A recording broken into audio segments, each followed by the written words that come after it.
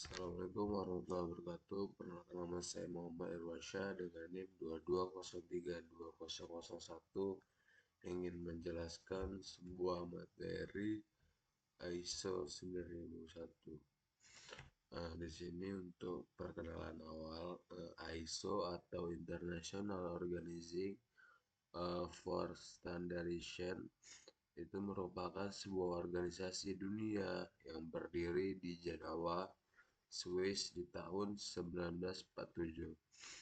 Saat ini ISO beranggotakan kurang lebih 162 negara, termasuk Indonesia. Badan atau organisasi ini bekerja dalam melakukan pembuatan peraturan atau standar yang berkaitan dengan perdagangan internasional. Jadi, lembaga inilah yang bertugas untuk menyeragamkan peraturan dalam industri perdagangan yang disesuaikan dengan seluruh jenis industri yang ada di dunia. Namun, mematuhi standar ISO bukanlah kewajiban bagi semua perusahaan. Hanya saja, fakta di lapangan lebih banyak perusahaan yang dianggap memenuhi kualitas dan dapat bersaing di pasar global yang memiliki sertifikasi ISO.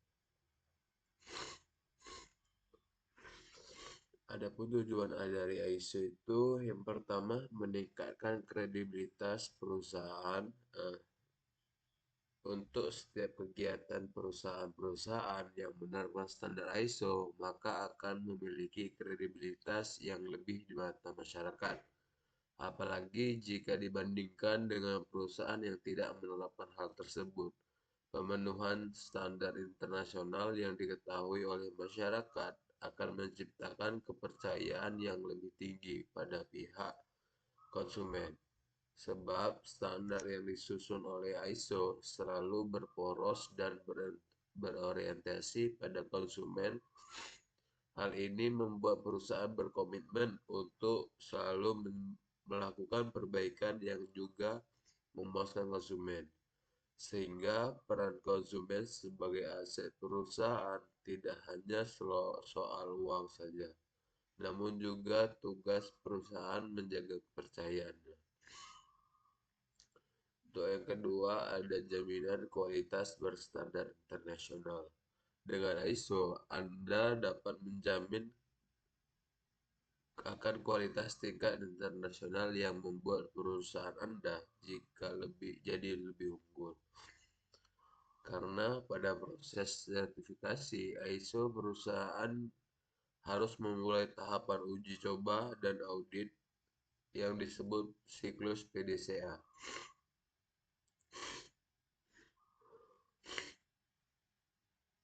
Siklus PDCA akan membuat setiap lini usaha di perusahaan wajib melakukan identifikasi, eksekusi, serta analisis yang berstandar internasional.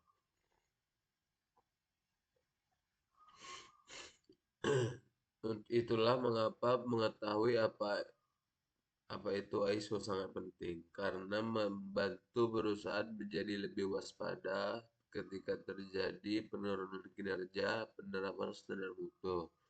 Selain itu, ISO juga akan memudahkan perusahaan untuk melakukan pencegahan dan lebih menghemat biaya karena kompensasi kerugian adanya proses produksi yang gagal. Untuk tujuan yang ketiga itu ada efisiensi biaya. Penerapan standar ISO bagi perusahaan dapat memberikan efisiensi biaya karena potensi munculnya kerugian bisa diantisipasi dan diatasi dengan adanya ISO, sehingga dapat meminimalisir pembengkakan pengeluaran apabila ada kegagalan produksi atau kecelakaan kerja. Fungsi yang keempat ada memaksimalkan kinerja kawan. Standar yang ditetapkan oleh ISO selalu berusaha agar dilakukan oleh seluruh lapisan organisasi perusahaan, termasuk oleh para karyawan sendiri. Hal ini dapat menjadi tolak ukur dan penilaian akan kinerja para karyawan. sehingga para karyawan akan senantiasa berusaha supaya dapat memenuhi standar yang berlaku. Untuk fungsi yang kelima ada branding perusahaan. Perusahaan yang mengimplementasikan ISO juga bisa melakukan branding dengan menampilkan atau menunjukkan sertifikasi ISO yang dimiliki, sehingga dapat memberikan masyarakat ataupun kompetitor yang menyadari hal ini dapat memberikan nilai-nilai yang lebih pada kualitas perusahaan. Sertifikasi ISO akan membuat perusahaan atau suatu brand dinilai lebih unggul di pasar dunia. Untuk fungsi yang keenam adalah memudahkan perdagangan internasional. Standar yang ditetapkan oleh ISO selalu berusaha agar dilakukan oleh seluruh lapisan organisasi perusahaan, termasuk oleh para karyawan tersendiri. Hal ini dapat menjadi tolak ukur dan penilaian akan kinerja para karyawan, sehingga para karyawan akan senantiasa berusaha supaya dapat memenuhi standar yang berlaku.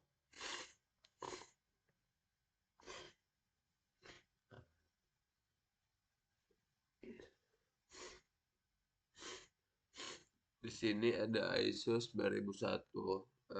Jadi ISO 9001 adalah standar internasional untuk sistem manajemen mutu atau Quality Management System atau QMS. Di sini diterbitkan oleh International Organizing for Standardization atau ISO dan bertujuan memastikan bahwa organisasi mampu secara konsisten menyediakan produk atau layanan yang memenuhi kebutuhan pelanggan yang beraturan dan peraturan yang berlaku.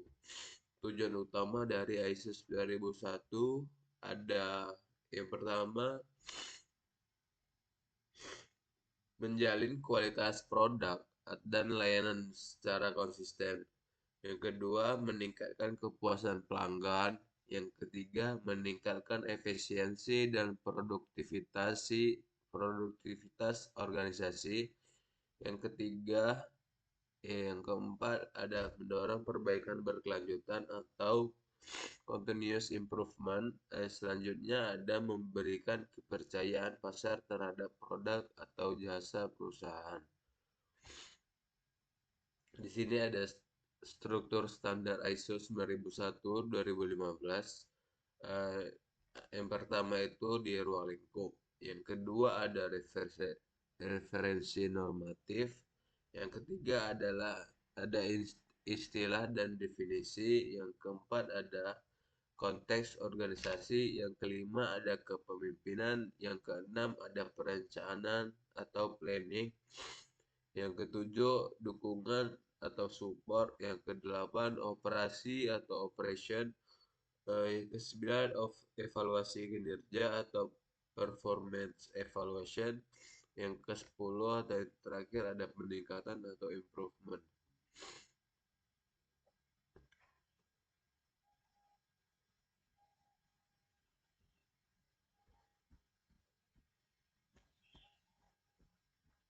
Nah, di sini untuk penjelasan yang lebih mendalam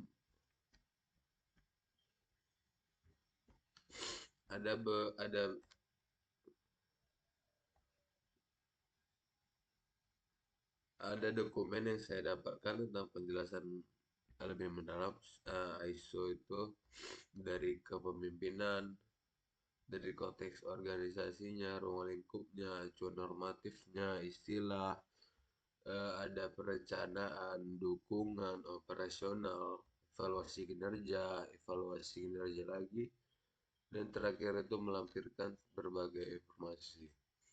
Di sini untuk pengantarnya mereka itu penerapan sistem manajemen mutu adalah suatu keputusan strategis bagi suatu organisasi yang dapat membantu organisasi untuk meningkatkan kinerjanya secara berkeseluruhan dan menyediakan dasar yang kuat untuk inisiatif pembangunan berkelanjutan. manfaat potensial atau suatu organisasi yang mengimplementasikan sistem manajemen kualitas berdasarkan standar internasional adalah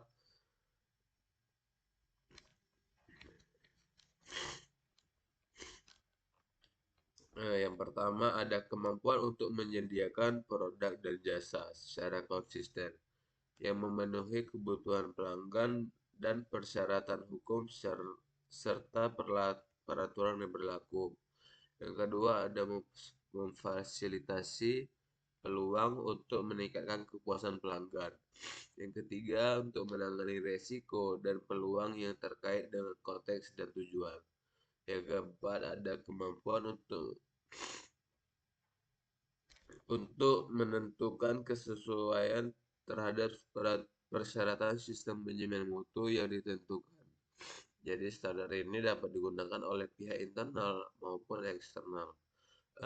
Jadi standar internasional ini bukan berarti untuk menyiratkan perlunya, melainkan untuk keseragaman dalam struktur sistem manajemen mutu yang berbeda, keselarasan dokumentasi dengan struktur pada pasal standar internasional ini, penggunaan istilah spesifik dari standar internasional ke dalam organisasi. Persyaratan khusus sistem manajemen mutu dalam standar ini merupakan pelengkap untuk persyaratan produk dan jasa.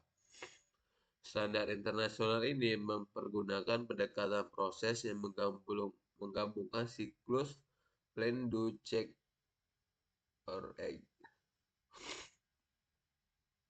dan pemikiran berbasis risiko.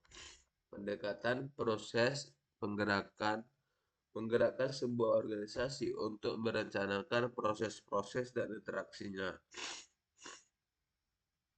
Siklus PDCA menggerakkan sebuah organisasi untuk memastikan bahwa proses-proses mendapat sumber daya dan pengelolaan secara sesuai, dan peluang untuk peningkatan dapat ditentukan dan dilakukan. Jadi pemikiran berbasis risiko menggerakkan sebuah organisasi untuk menentukan faktor-faktor yang menyebabkan proses-proses dan sistem manajemen mutu untuk menjadi penyimpang dari hasil yang direncanakan, untuk menempatkan kontrol pencegahan, untuk meminimalkan efek negatif dan memaksimalkan peluang yang muncul.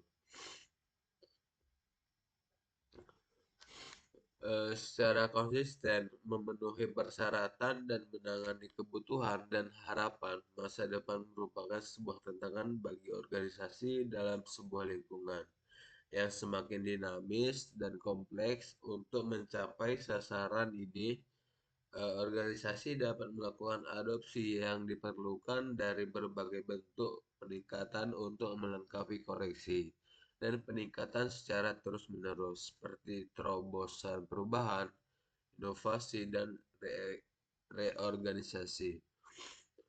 Dalam standar internasional ini, berikut adalah bentuk-bentuk lisan yang digunakan. Ada beberapa contoh. Yang pertama itu ada seharusnya menunjukkan persyaratan, sebaiknya menunjukkan rekomendasi, boleh menunjukkan izin, dapat menunjukkan kemungkinan atau kemampuan. Kata-kata tersebut yang pertama tadi ada seharusnya, sebaiknya, boleh, dan dapat. Informasi yang ditandai sebagai catatan adalah untuk pedoman dalam memahami atau klarifikasi persyaratan terkait. Di sini ada prinsip-prinsip manajemen mutu. Standar internasional ini berdasarkan prinsip-prinsip manajemen mutu yang dijelaskan dalam ISO 9000. Penjelasan tersebut termasuk sebuah pernyataan dari setiap prinsip, sebuah alasan rasional mengapa prinsip adalah penting bagi suatu organisasi, beberapa contoh manfaat yang terkait dengan prinsip, dan contoh atas tindakan-tindakan khas untuk meningkatkan kinerja organisasi ketika menerapkan prinsip tersebut.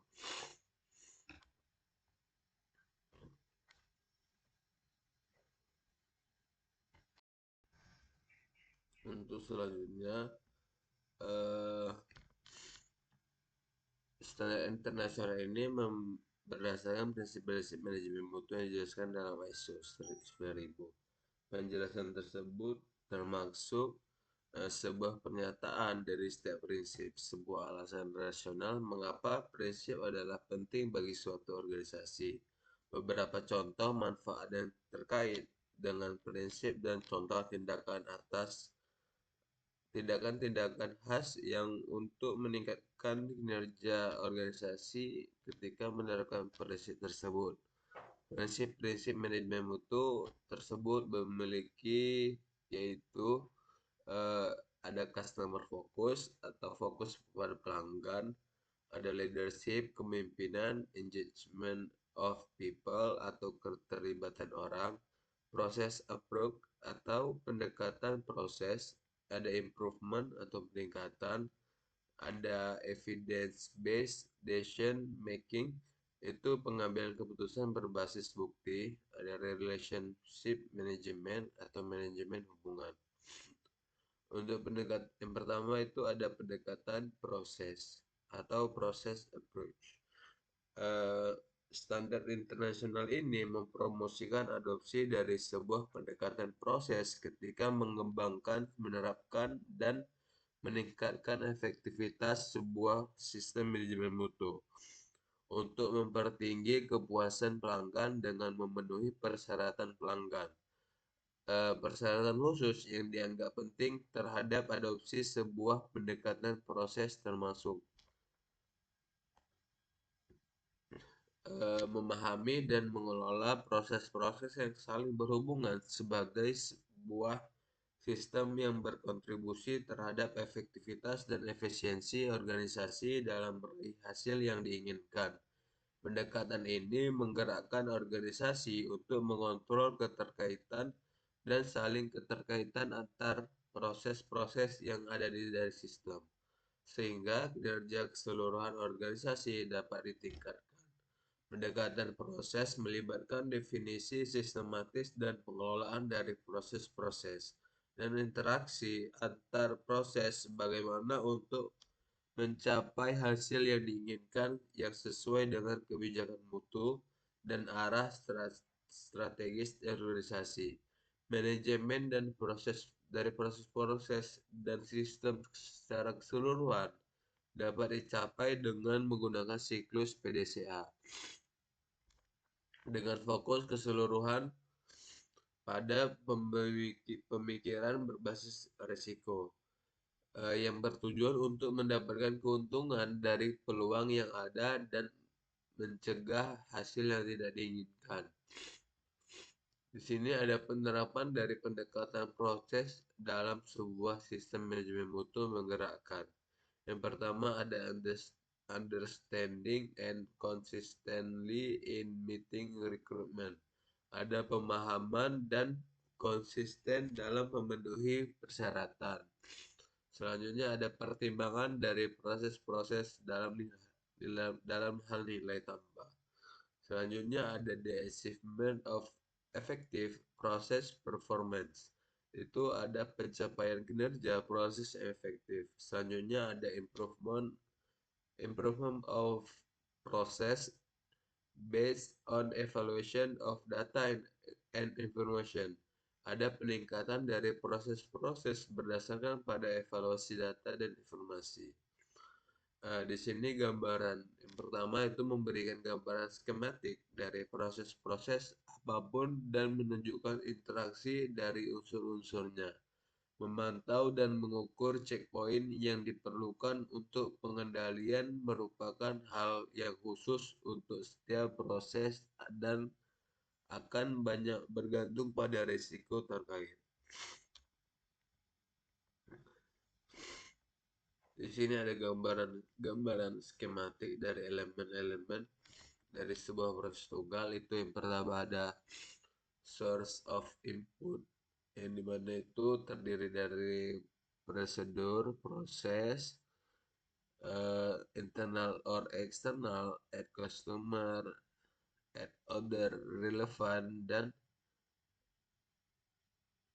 selanjutnya ada input yang terdiri dari metode energi, informasi, in the form of material, ada terakhir ada rekrutmen.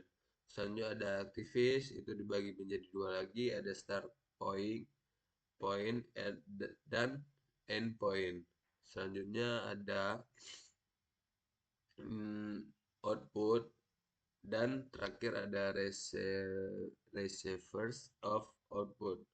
Itu adalah gambar-gambar skematik dari elemen-elemen dalam sebuah proses tunggal.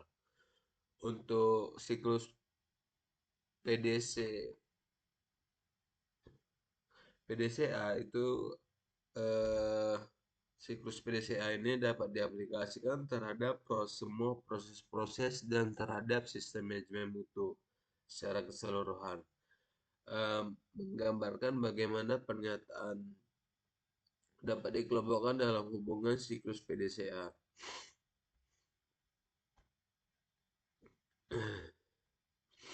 Di sini siklus PDCA dapat dijelaskan secara singkat sebagai berikut.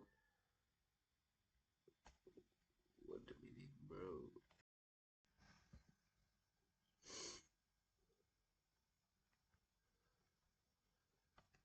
Yang pertama itu ada rencana menerapkan sasaran dari sistem dan proses-prosesnya, dan sumber daya yang dibutuhkan dalam rangka untuk memberikan hasil yang sesuai dengan persyaratan pelanggan dan kebijakan organisasi, serta identifikasi dan menangani resiko dan peluang.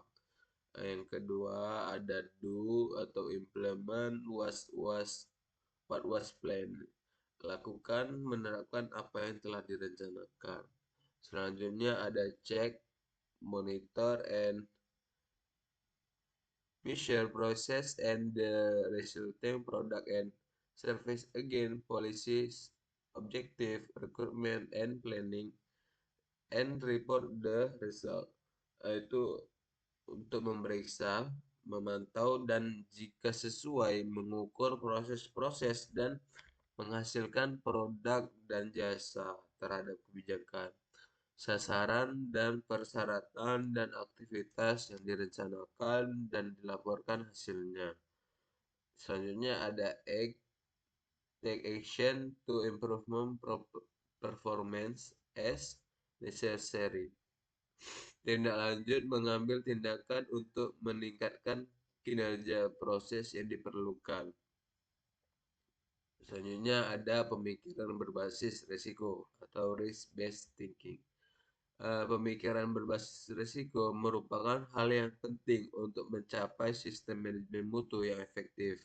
Konsep dari pemikiran berbasis risiko tersirat dalam standar internasional edisi sebelumnya. Sebagai contoh, melaksanakan tindakan pencegahan untuk menghilangkan potensi ketidaksesuaian, untuk menganalisis setiap ketidaksesuaian yang terjadi dan mengambil tindakan untuk mencegah turunnya efek ketidaksesuaian. Supaya sesuai dengan persyaratan standar internasional ini, suatu organisasi perlu untuk merencanakan dan melaksanakan tindakan untuk menangani resiko dan peluang. Menangani resiko dan peluang menjadikan sebuah dasar untuk meningkatkan efektivitas dari sistem manajemen mutu, mencapai hasil yang lebih baik, dan mencegah dampak-dampak yang negatif. Selanjutnya ada peluang dapat muncul sebagai sebuah akibat dari suatu situasi yang menguntungkan untuk mencapai hasil yang diinginkan. Sebagai contoh, suatu keadaan yang memungkinkan organisasi untuk menarik pelanggan, mengembangkan produk dan layanan baru, mengurangi limbah, dan atau meningkatkan produktivitas.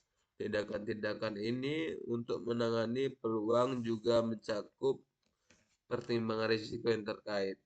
Risiko adalah dampak dari ketidakpastian, dan setiap ketidakpastian tersebut dapat memiliki dampak positif atau negatif.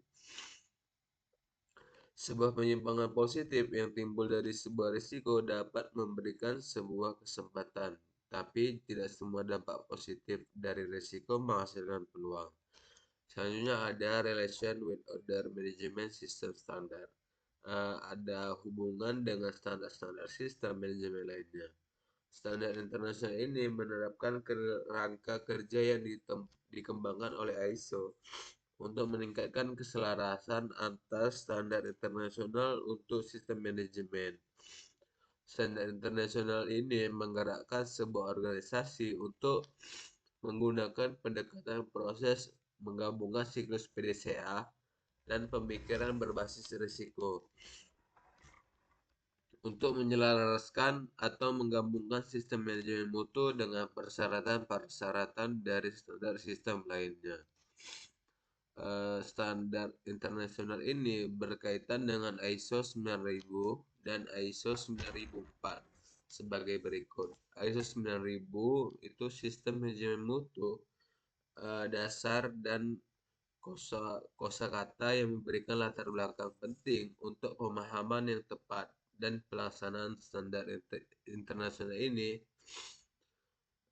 Selanjutnya untuk ISO 9004 itu pengelolaan untuk sukses berkelanjutan dari suatu organisasi, sebuah pendekatan manajemen mutu yang memberikan panduan untuk organisasi yang memilih untuk lebih maju dari persyaratan dari internasional ini, standar internasional ini. Standar internasional ini tidak mencakup persyaratan khusus untuk sistem manajemen lain, seperti untuk pengelolaan lingkungan, kesehatan, dan manajemen keselamatan atau manajemen keuangan. Standar sistem manajemen mutu sektor tertentu berdasarkan pada persyaratan standar internasional ini telah dikembangkan oleh sejumlah sektor. Beberapa dari standar ini menentukan persyaratan sistem manajemen mutu tambahan, sementara lain terbatas untuk penyediaan pedoman untuk penerapan standar ini dalam sektor tertentu. Sebuah matriks yang menunjukkan korelasi antara klausul edisi standar ini dan edisi sebelumnya. ISO 9001 2008 dapat ditemukan pada ISO garing TC 176 garing SC2. Selanjutnya itu ada di Quality Management System atau requirement. Pertama dari scope atau rolling scope. Standar internasional ini menetapkan persyaratan untuk sebuah sistem manajemen mutu di mana organisasi A membutuhkan untuk menunjukkan kemampuannya untuk secara konsisten menyediakan produk atau layanan yang memenuhi persyaratan pelanggan dan hukum serta peraturan yang berlaku. Dan yang kedua ada mencapai kepuasan pelanggan yang meningkat secara melalui penerapan yang efektif dari sistem, termasuk proses untuk peningkatan dari sistem dan jaminan kesesuaian dengan persyaratan pelanggan dan hukum serta peraturan yang berlaku. Selanjutnya ada semua persyaratan dari standar internasional ini adalah bersifat umum dan maksudkan untuk dapat diterapkan pada semua organisasi, terlepas dari jenis atau ukuran atau produk dan jasa yang disediakan. Di catatan pertama, dalam standar internasional ini, istilah produk atau layanan hanya berlaku untuk produk dan layanan dimaksudkan untuk atau dibutuhkan oleh pelanggan. Catatan kedua, persyaratan hukum dan peraturan dapat dinyatakan sebagai persyaratan hukum secara resmi. Yang kedua ada normatif reference atau acuan normatif. Dokumen-dokumen berikut secara keseluruhan atau sebagian yang secara normatif dirujuk dalam dokumen ini adalah sangat diperlukan untuk penerapannya. Untuk acuan bertanggal hanya berlaku edisi yang dikutip, untuk acuan tidak bertanggal berlaku edisi terbaru dari dokumen yang diacu, termasuk dokumen amandemennya. ISO 9000 2015 Sistem Manajemen Mutu Dasar-dasar dan Kosakata. Yang untuk yang ketiga ada term and definition, istilah dari dan definisi. Untuk tujuan dokumen ini, istilah dan definisi terdapat dalam ISO 9001 2015 berlaku. Uh, untuk yang keempat ada context of the organization.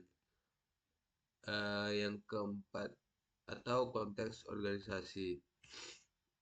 Memahami organisasi dan konteksnya. Organisasi harus menentukan isu-isu eksternal dan internal yang relevan dengan tujuan dan arah strategis organisasi dan mempengaruhi kemampuannya untuk mencapai hasil yang diinginkan dari sistem manajemen mutunya. Organisasi yang harusnya memantau dan meninjau informasi tentang isu-isu eksternal dan internal ini. Untuk catatan pertama, isu dapat mencakup faktor dan kondisi positif maupun negatif untuk dipertimbangkan. Catatan kedua, memahami konteks eksternal dapat difasilitasi dalam mempertimbangkan isu yang timbul dari hukum, teknologi, kompetitif, pasar, lingkungan budaya, dan sosial dan lingkungan ekonomi, baik itu internasional, nasional, regional, atau lokal. Yang ketiga, ada catatan memahami konteks internal dapat difasilitasi dengan mempertimbangkan isu-isu yang berkaitan dengan nilai dan budaya, pengetahuan, maupun kinerja organisasi. 4.2 ada understanding the need and expectation of interest parties, atau memahami kebutuhan dan harapan dari pihak-pihak yang berkepentingan karena dampak atau potensi dampak pada kemampuan organisasi untuk secara konsisten menyediakan produk dan jasa yang memenuhi persyaratan pelanggan dan hukum serta peraturan yang berlaku. Organisasi harus menetapkan yang pertama ada pihak-pihak yang berkepentingan yang relevan dengan sistem manajemen mutu. Selanjutnya, persyaratan dari pihak-pihak yang berkepentingan yang relevan dengan sistem manajemen mutu. Selanjutnya, ada organisasi harus memantau dan meninjau informasi tentang pihak-pihak yang berkepentingan dan persyaratan yang relevan dengan mereka. Selanjutnya ada menentukan ruang lingkup sistem manajemen mutu. Organisasi harus menentukan batas-batas dan penerapan sistem manajemen mutu untuk menerapkan ruang lingkupnya. When determine the scope and organization shall condition. Ketika menentukan ruang lingkup ini, organisasi harus mempertimbangkan yang pertama ada masalah eksternal dan internal dimaksud dalam 4.1. Persyaratan yang relevan dengan pihak-pihak yang berkepentingan. Terus ada terakhir ada produk dan pelayanan dari organisasi.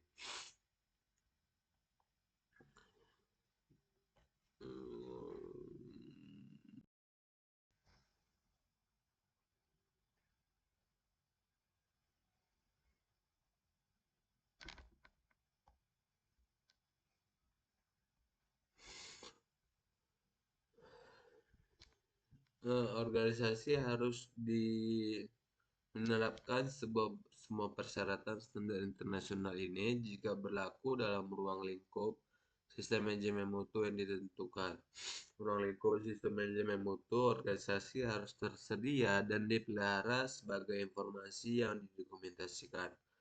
Ruang lingkup harus menyatakan jenis produk dan pelayanan yang tercakup dan memberikan pembenaran untuk setiap persyaratan standar internasional ini bahwa organisasi menentukan tidak berlaku terhadap ruang lingkup sistem manajemen mutunya.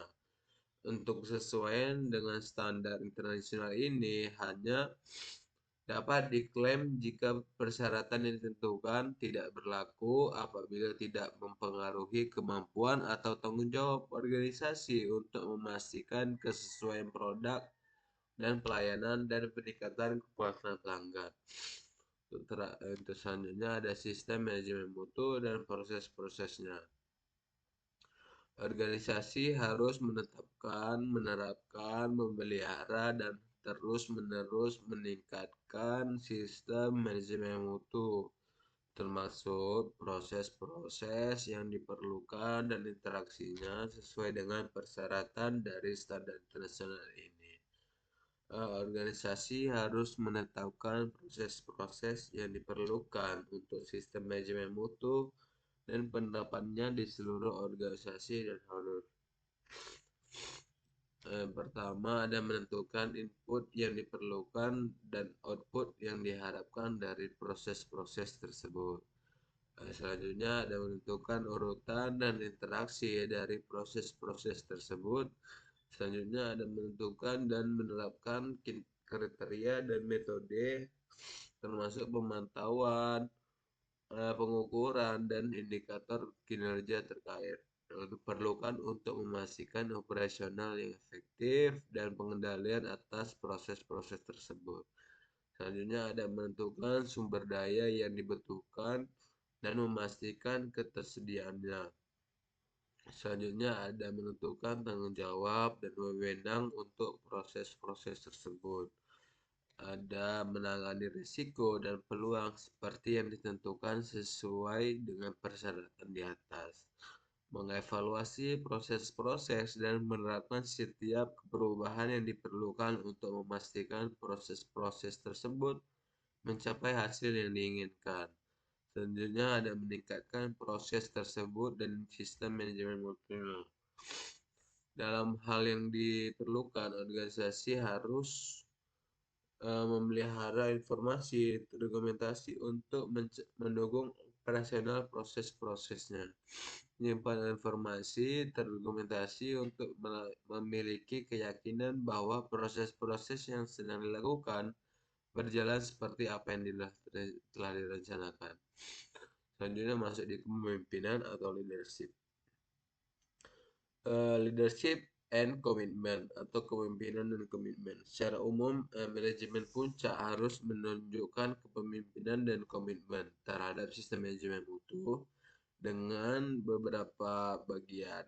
Yang pertama ada taking accountability, mengambil tanggung jawab atas efektivitas sistem manajemen mutu.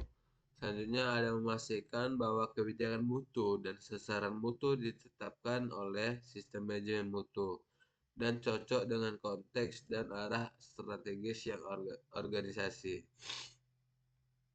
Selanjutnya ada memastikan integrasi persyaratan sistem manajemen mutu ke dalam proses-proses bisnis organisasi.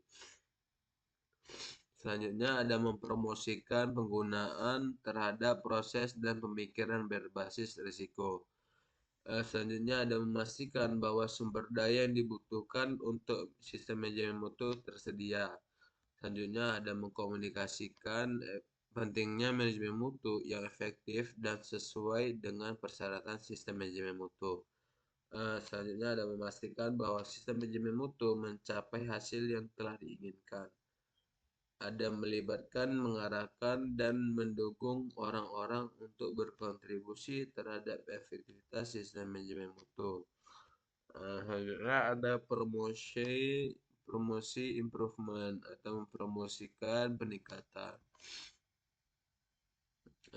Mendukung peran manajemen yang relevan lainnya untuk menunjukkan kepemimpinan mereka yang berlaku untuk bidang tanggung jawab mereka.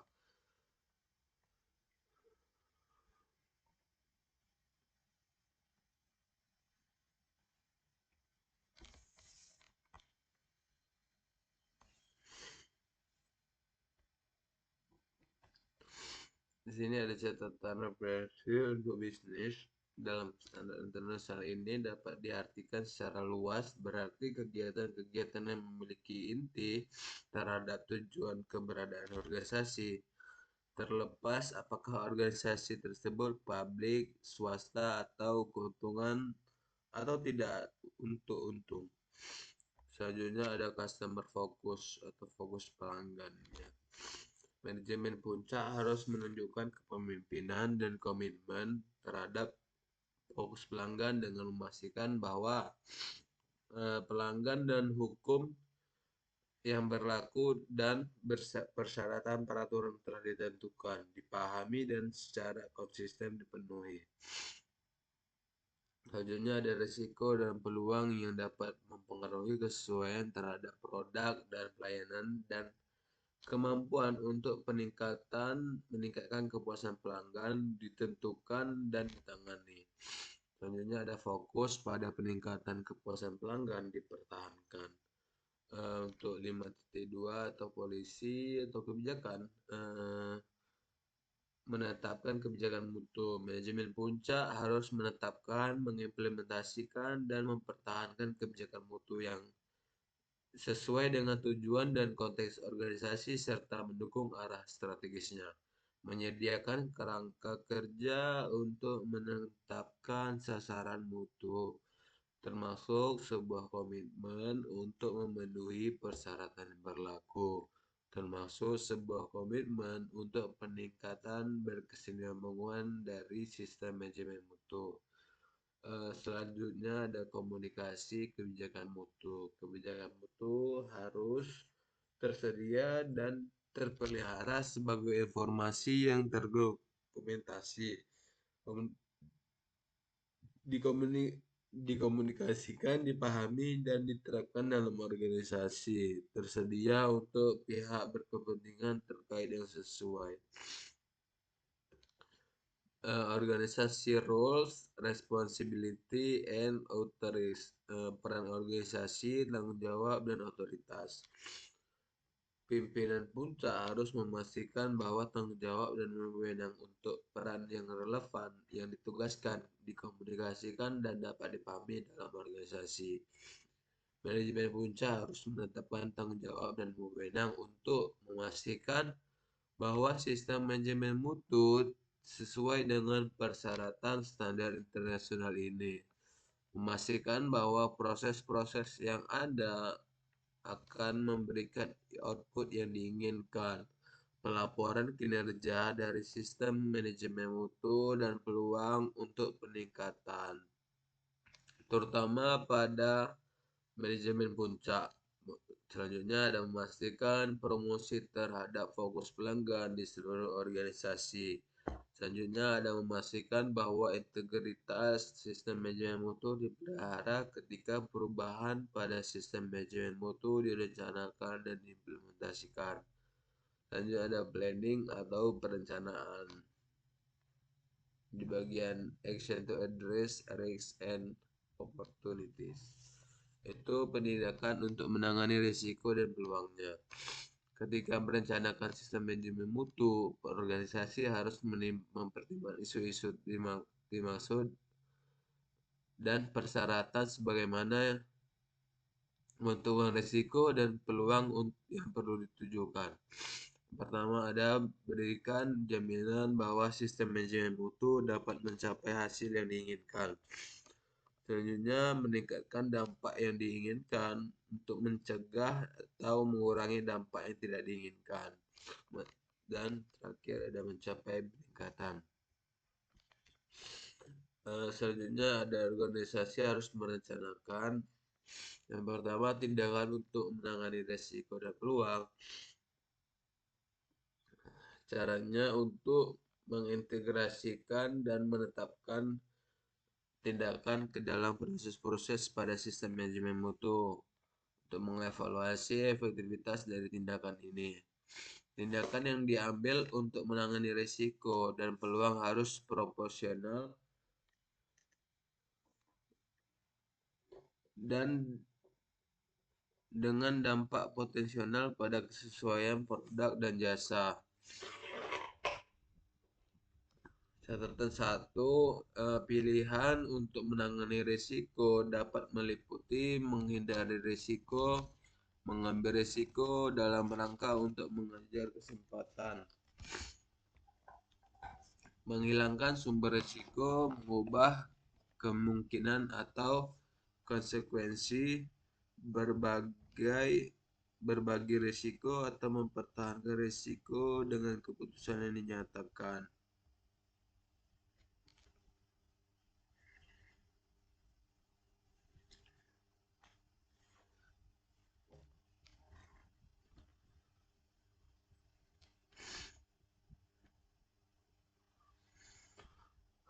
Catatan kedua, peluang dapat memicu adopsi praktik baru, meluncurkan produk baru, membuka pasar baru, menangani pelanggan baru, membangun kemitraan dengan menggunakan teknologi baru, dan kemungkinan lain yang diinginkan dan kelayakan lain untuk menangani kebutuhan organisasi atau pelanggannya. Sasaran mutu dan perencanaan untuk mencapainya. Organisasi harus menetapkan sasaran mutu pada fungsi, tingkat-tingkat, dan proses-proses yang dibutuhkan untuk sistem manajemen mutu. Sasaran mutu harus konsisten dengan kebijakan mutu, dapat diukur, memperhitungkan persyaratan yang berlaku, relevan dengan kesesuaian terhadap produk dan layanan, dan peningkatan kepuasan pelanggan dapat dipantau, dapat dikomunikasikan, dapat diperbarui secara tepat.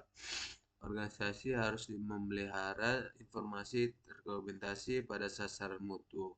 Ketika merencanakan bagian mencapai sasaran mutu, organisasi harus menetapkan uh, what will be done, apa yang akan dilakukan, what research will be recruited, sumber daya apa yang diperlukan, who will be responsible, siapa yang akan bertanggung jawab, when it will be completed, kapan akan selesai, dan terakhir ada how the result will be evaluated, bagaimana hasil akan dievaluasi. Selanjutnya ada planning of change, perencanaan perubahan. Ketika organisasi menentukan kebutuhan untuk melakukan perubahan sistem manajemen mutu, perubahan harus dilakukan secara terencana. The organization shall consider. Organisasi harus mempertimbangkan tujuan dari perubahan dan konsekuensinya, mengintegrasi atas sistem manajemen mutu, ketersediaan sumber daya, alokasi dan realokasi dari tanggung jawab dan kewenangan.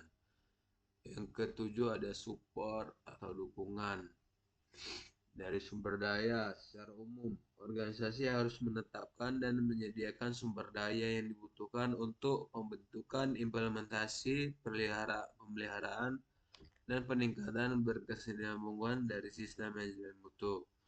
Organisasi harus mempertimbangkan kemampuan kendala sumber daya internal yang ada, apa yang perlu diperoleh dari penyedia eksternal.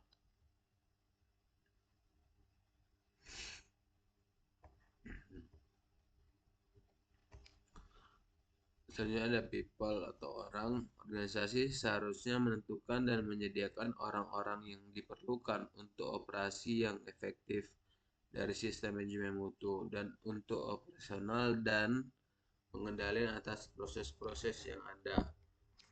Infrastruktur. Organisasi harus menetapkan, menyediakan, dan memelihara infrastruktur yang diperlukan untuk operasional proses-proses untuk mencapai kesesuaian produk dan layanan. Di sini ada catatan infrastruktur dapat mencakup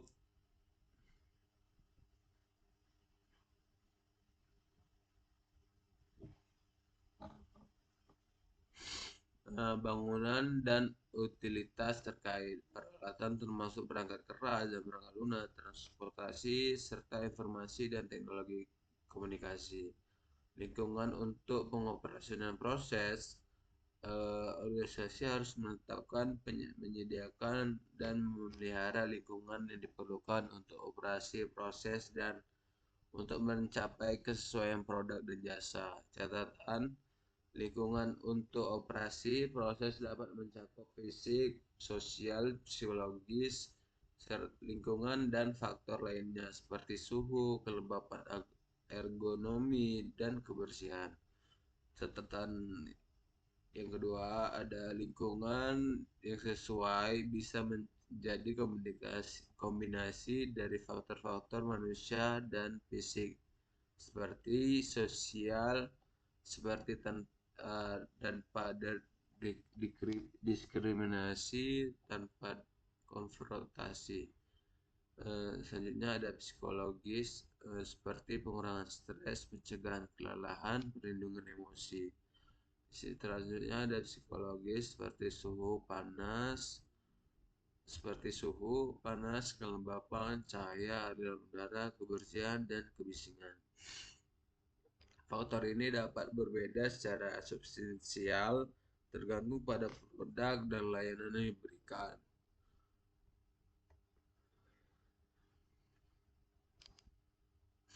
Di sini IC itu fokus pada pelanggan untuk memahami dan memenuhi kebutuhan pelanggan. Perbaikan secara berkelanjutan atau improvement mutu selalu ditingkatkan secara terus-menerus. Kepemimpinan atau leadership, pemimpin menetapkan arah, visi, dan lingkungan kerja yang mendukung. Selanjutnya ada pengambilan keputusan berdasarkan bukti atau evidence based decision making. Keputusan didasarkan pada data dan fakta, bukan asumsi.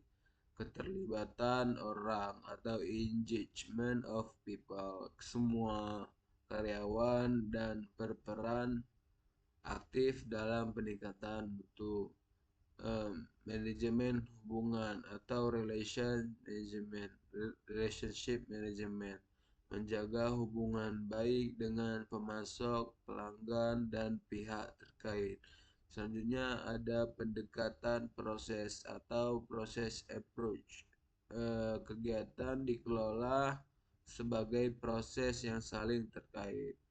Di sini ada klausul 1, ruang lingkup atau scope, menjelaskan tujuan umum ISO 9000, yaitu untuk memastikan organisasi bisa menghasilkan produk atau layanan yang konsisten, berkualitas, dan memuaskan pelanggan. Artinya ISO 9001 berlaku untuk semua jenis organisasi, besar atau kecil, barang atau jasa.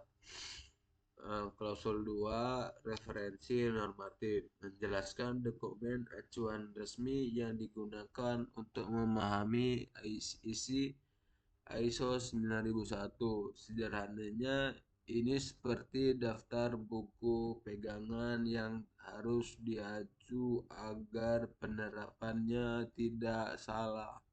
Biasanya hanya mengacu pada ISO 9000 yang berisi istilah dan prinsip mutu.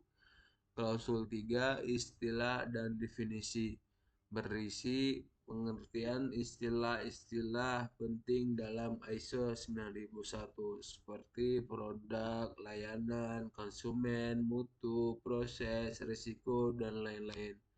Tujuannya agar semua orang dalam organisasi memahami makna istilah dengan sama, tidak menafsirkan sendiri-sendiri. Klausul 4 atau konteks organisasi atau konteks of the organization.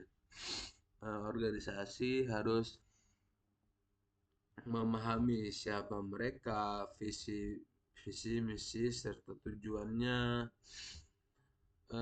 Terus lingkungan internal dan eksternal, kebutuhan pelanggan dan pihak terkait, bentukan ruang lingkup sistem manajemen mutu.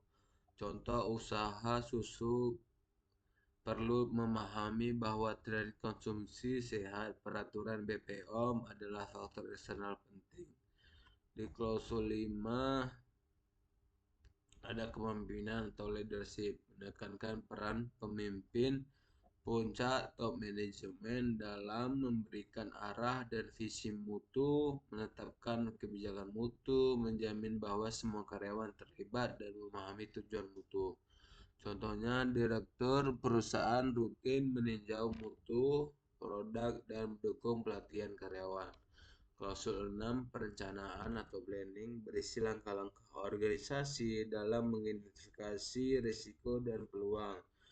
Selanjutnya ada menetapkan tujuan mutu dan menyusun rencana untuk mencapainya. Selanjutnya ada contoh risikonya itu bahan baku terlambat, rencana buat dua pemasok cadangan, tujuan mutu pengiriman 100% tepat waktu setiap bulan. Klausul 7, dukungan atau support. Berhubung dengan semua sumber daya yang dibutuhkan untuk menjalankan sistem mutu, sumber daya manusia atau SDM, infrastruktur dan lingkungan kerja, pengetahuan, organisasi, komunikasi, dan dokumentasi. Contoh melatih karyawan memastikan alat produksi bersih dan terawat serta menyimpan dokumen mutu yang dengan baik. Klausul 8, bagian operasi. Ini bagian paling teknis, bagaimana organisasi merencanakan, melaksanakan, dan mengendalikan proses produksi atau layanan langkah umumnya. Yang pertama, rencana produksi atau pelayanan. Dua, pengendalian mutu atau QC. Tiga, penanganan keluhan pelanggan. Keempat, identifikasi produk yang tidak sesuai. Contoh, perusahaan makanan wajib punya prosedur produk produksi higienis dan pemeriksaan sebelum distribusi. Klausul 9 ada evaluasi kinerja atau performance evaluation. Organisasi harus memantau, mengukur, menganalisis, dan mengevaluasi kepuasan pelanggan, efektivitas sistem manajemen mutu, audit internal, serta tinjauan manajemen. Contohnya seperti survei pelanggan dilakukan setiap 6 bulan, hasilnya digunakan untuk memperbaiki layanan. Klausul 10, peningkatan atau improvement, berisi komitmen untuk perbaikan berkelanjutan atau continuous improvement, mengatasi ketidaksesuaian masalah yang muncul, melakukan tindakan korektif, meningkatkan efektivitas sistem manajemen mutu dari waktu ke waktu. Contoh, setelah ada keluhan produk bocor, perusahaan memperbaiki metode penyegelan botol dan melakukan pelatihan ulang. Langkah-langkah menerapkan ISO 9001 di organisasi atau bisnis. Komitmen manajemen puncak, dukungan pimpinan ini sangat penting.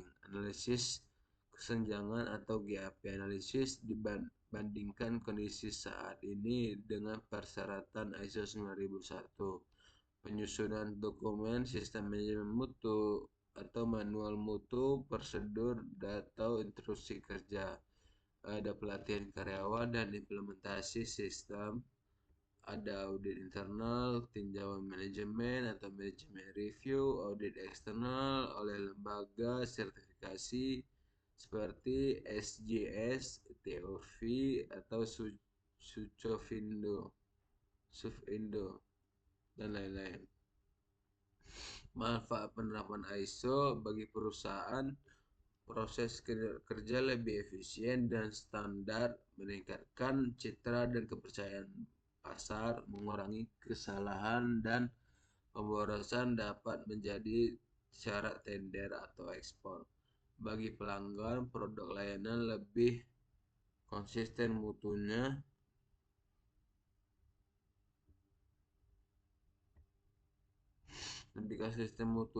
lebih puas terhadap kualitas produk, lebih mudah menyampaikan keluhan dan mendapat tanggapan cepat, dan produk memenuhi standar internasional.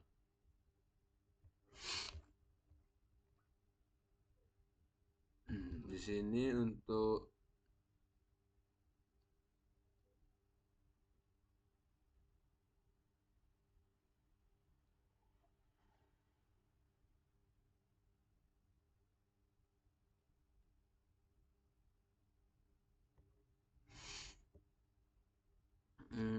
mungkin demikian penjelasan dari saya untuk materi ISO. Saya ucapkan terima kasih. Saya Muhammad Irwansyah dengan NIM 2203200011. Izin pamit, Bunur. Izin pamit undur diri. Wassalamualaikum warahmatullahi wabarakatuh.